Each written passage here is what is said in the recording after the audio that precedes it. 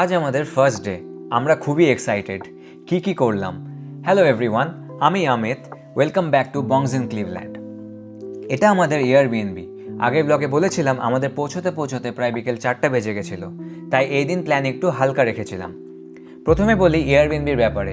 এখানকার এয়ারবিএনবিগুলো খুবই সিস্টেম্যাটিক, অন্য জায়গার মতনই।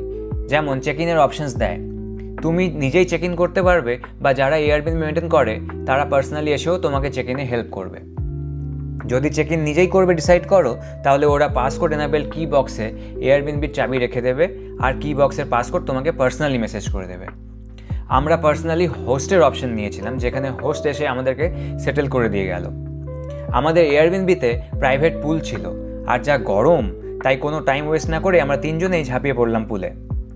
এয়ারবিএনবিটা খুবই ভালো জায়গায় লোকেটেড ছিল, স্টাফ প্রচণ্ড হেল্পফুল, প্লাস যেসব ট্যুরিস্ট অ্যাট্রাকশন আছে টুলুমে সেগুলো সবই কাছাকাছি।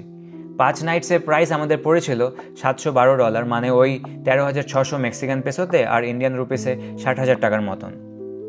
পুলে একটু টাইম স্পেন্ড করে ফ্রেশ হয়ে পাশেই একটা অ্যাসথেটিক ক্যাফে ছিল, সেখানে গিয়েছিলাম।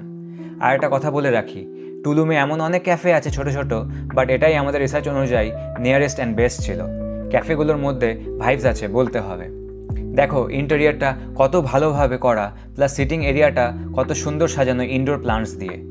এরম এনভায়রনমেন্ট প্লাস মেক্সিকান মিউজিক শুনে মুড অটোমেটিক আপলিফ্ট হয়ে যায়। খাবারে আমরা অর্ডার করেছিলাম শ্রিম্পের একটা dish and fried chicken plus veggie salad আর ড্রিঙ্কস। কিছুক্ষণ ওখানে টাইম স্পেন্ড করে ফিরে এলাম এয়ারবিএনবিতে। কালকে আরও এক্সাইটিং সব জায়গা ভিজিট করব, তোমাদেরকেও নিয়ে যাব সাথে।